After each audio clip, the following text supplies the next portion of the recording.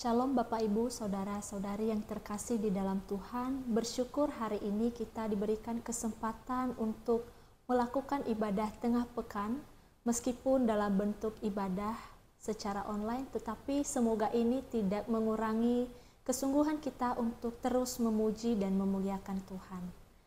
Bapak Ibu Saudara, sebelum kita memulai ibadah tengah pekan kita, mari kita bersatu di dalam doa, kita berdoa. Tuhan Allah kami yang bertata di dalam kerajaan surga, kami bersyukur untuk saat ini Tuhan mengizinkan kami sekali lagi untuk datang dan bersama-sama beribadah, merayakan dan menikmati bagaimana karya kasih Tuhan di dalam kehidupan kami. Terima kasih untuk saat ini Tuhan sudah menolong kami sehingga kami bisa dikumpulkan sekali lagi. Walaupun melalui online Tuhan, kiranya Engkau yang boleh menolong dan memberkati setiap kami. Pimpin kami dengan Roh Kudus Tuhan di setiap hati kami dan dimanapun kami berada, Tuhan kiranya Engkau yang menolong kami. Terima kasih Tuhan, di dalam nama Tuhan kami Yesus Kristus kami telah berdoa dan mengucap syukur. Amin. Bapak, Ibu, dan Saudara, kita bersyukur untuk Tuhan yang sudah menolong kita. Dan kita juga bersyukur karena Tuhan sudah memanggil kita sebagai orang-orang yang menjadi orang yang dikasihi oleh Tuhan. Oleh sebab itu, kita juga rindu untuk terus memuji dan menyatakan bahwa Tuhan adalah kekuatan dan pengharapan kita. Mari kita mengangkat pujian, Kaulah pengharapanku.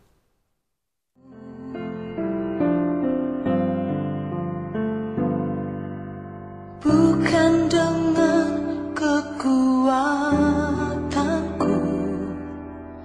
ku dapat jalani hidupku tanpa Tuhan yang di sampingku. Ku tak mampu sendiri. Engkaulah kuatku yang menopangku. Ku pandang wajah-Mu dan berseru, pertolonganku datang dari-Mu. Peganglah tanganku, jangan lepaskan. Kaulah harapan dalam hidupku.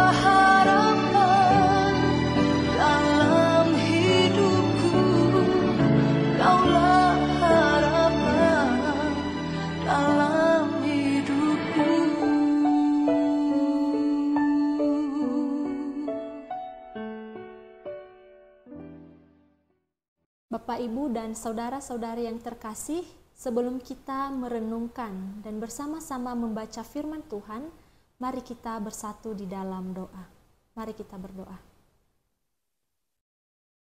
Sekali lagi kami datang di hadapan-Mu Tuhan, kami bersyukur untuk saat ini Tuhan mengizinkan kami untuk kami akan bersama-sama merenungkan satu perenungan firman Tuhan, yaitu karunia yang menyatukan kami.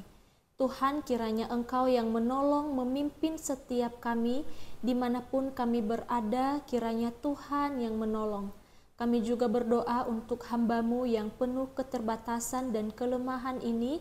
Tuhan, kiranya Engkau yang menolong, yang memperlengkapi sehingga Tuhan, apa yang menjadi kekurangan di dalam penyampaian ini, Roh Kudus Tuhan yang terus bekerja untuk menyempurnakannya di dalam setiap hati kami. Terima kasih Tuhan, di dalam nama Tuhan Yesus Kristus kami telah berdoa. Amin.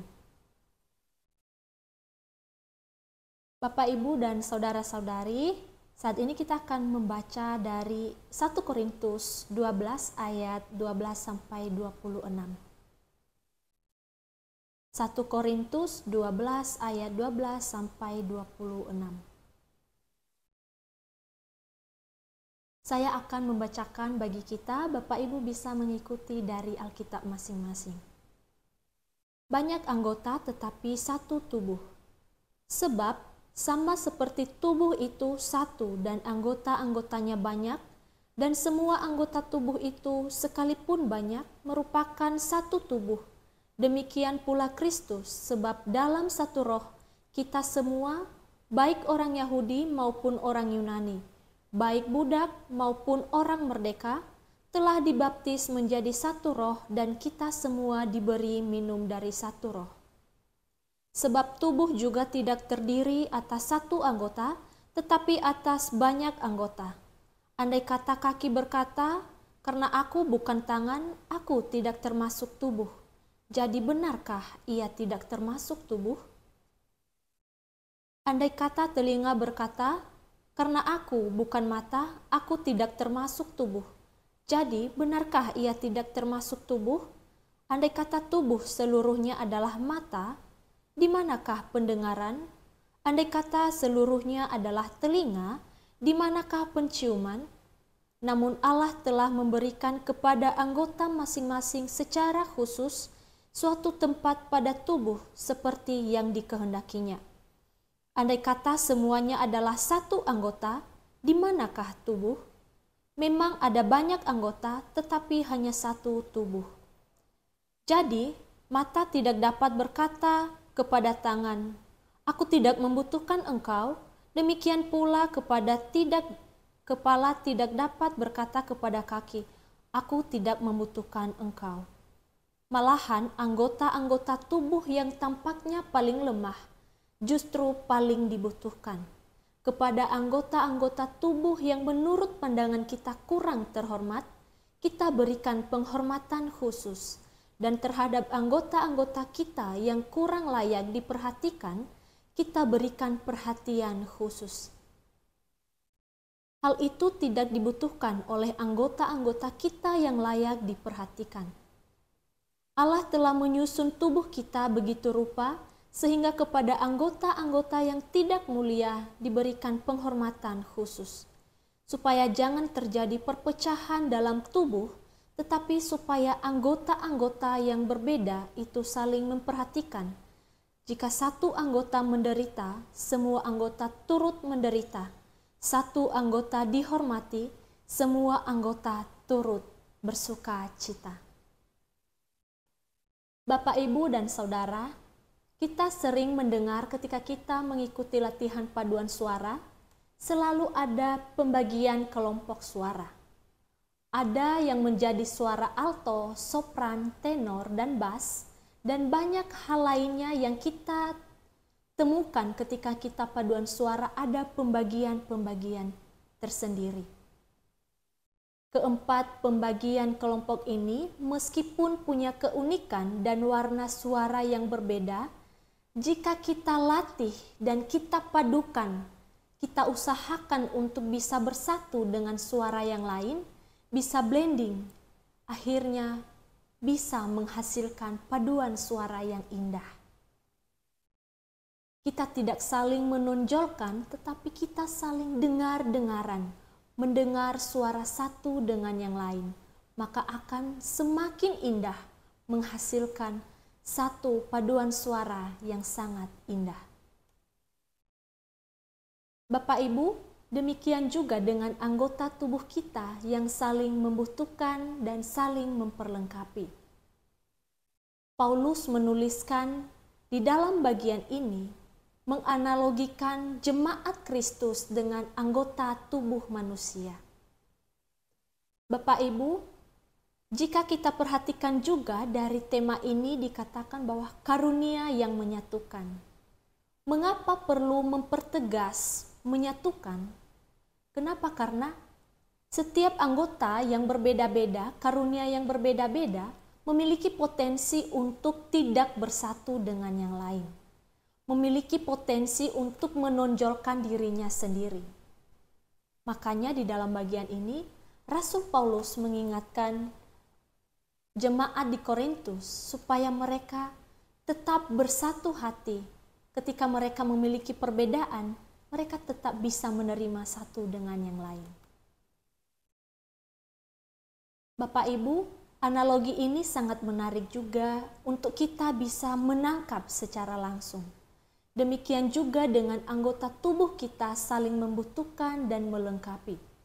Anggota tubuh yang kuat tidak menindas, tidak membutuhkan anggota yang lain, melainkan satu anggota tubuh ini akan berpengaruh ke seluruh tubuh kita. Nah, Bapak Ibu, menariknya dalam bagian ini Rasul Paulus dengan tegas dan dengan analogi yang mungkin akan gampang untuk dipahami oleh jemaat di Korintus. Bahwa keunikan setiap anggota jemaat memiliki peran dan fungsi dalam menjaga, melayani sesama kita. Paulus menuliskan ini kepada jemaat Korintus karena ada konflik perselisihan yang terjadi antar anggota jemaat. Yaitu setiap individu merasa yang terutama, tidak ada penerimaan perbedaan di antara satu dengan yang lain. Jadi, jemaat Korintus terkenal dengan keberhasilan dan kekayaan secara materi.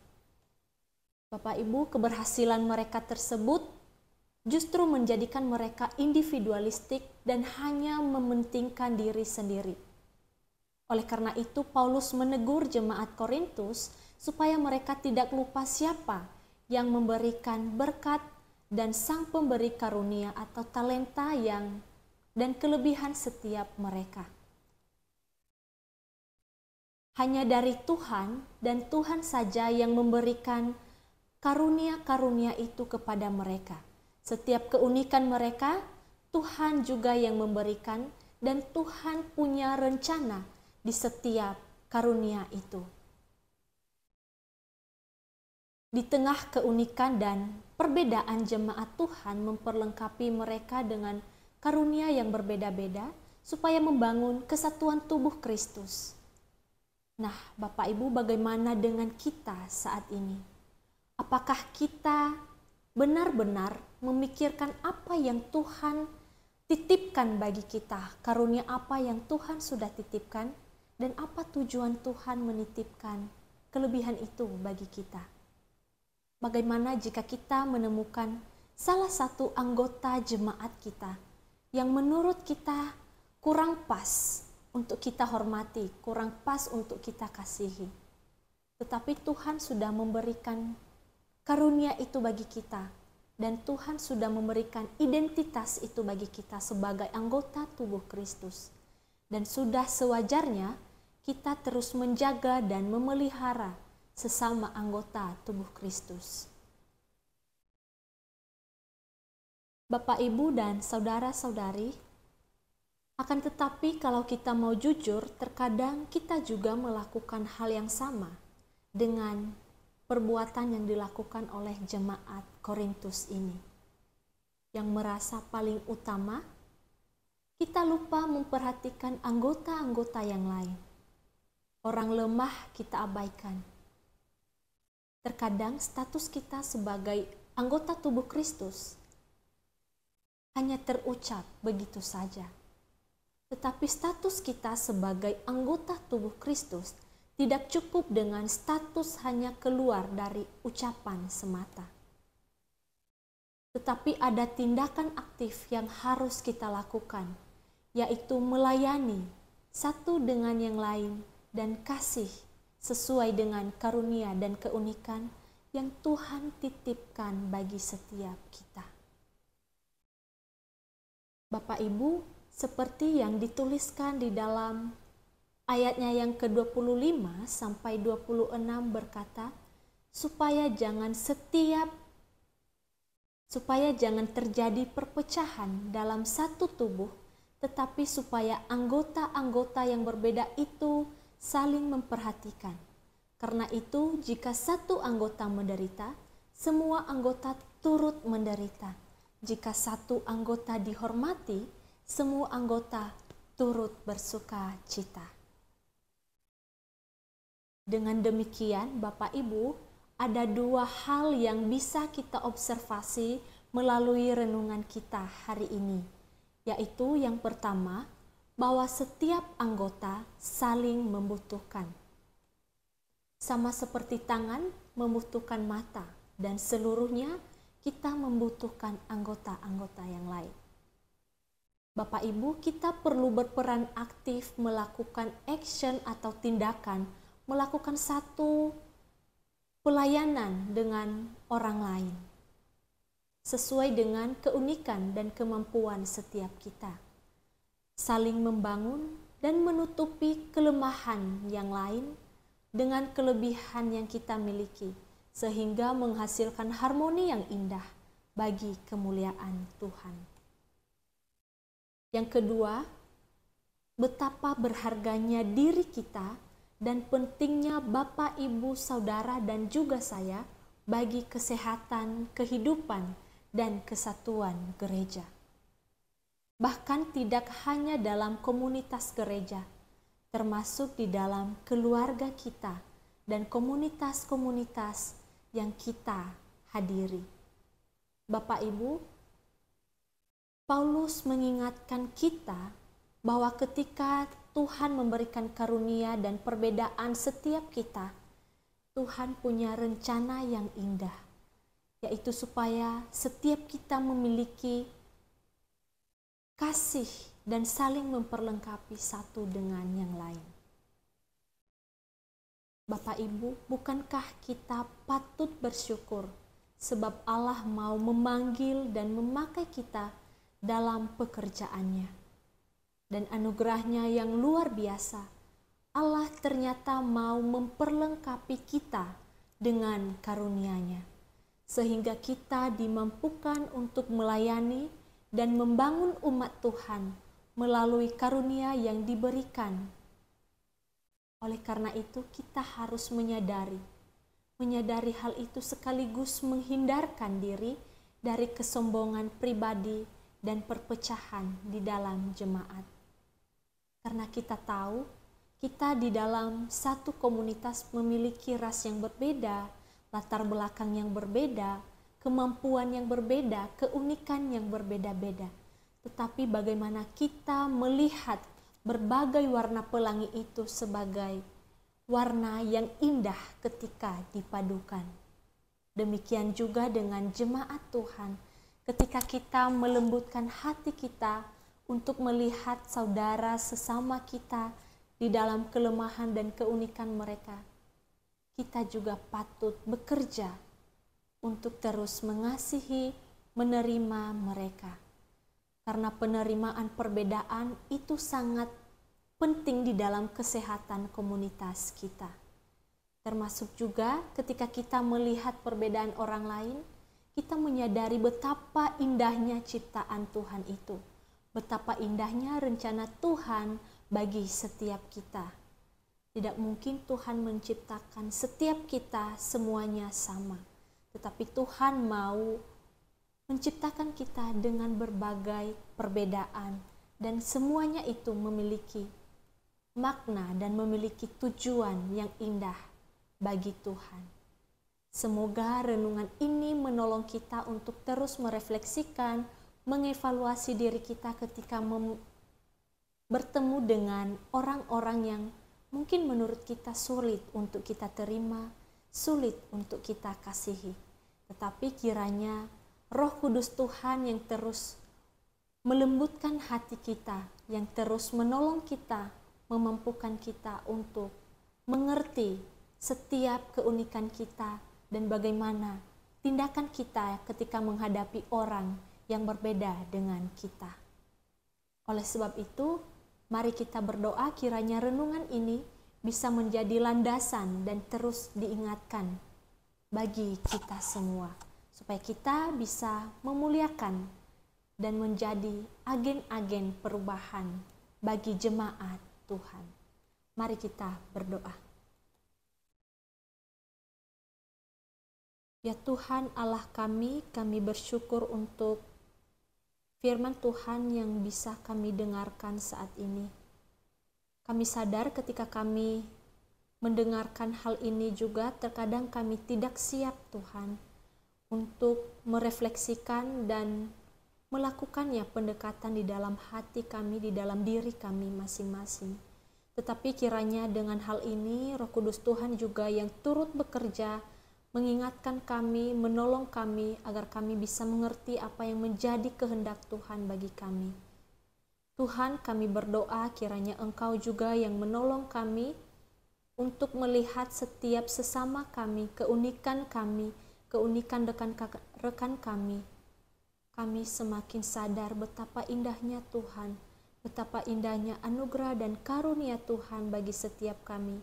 Karena kami tahu dan kami belajar untuk percaya bahwa setiap perbedaan di antara kami, Tuhan punya rencana dan Tuhan punya maksud yang indah bagi setiap kami.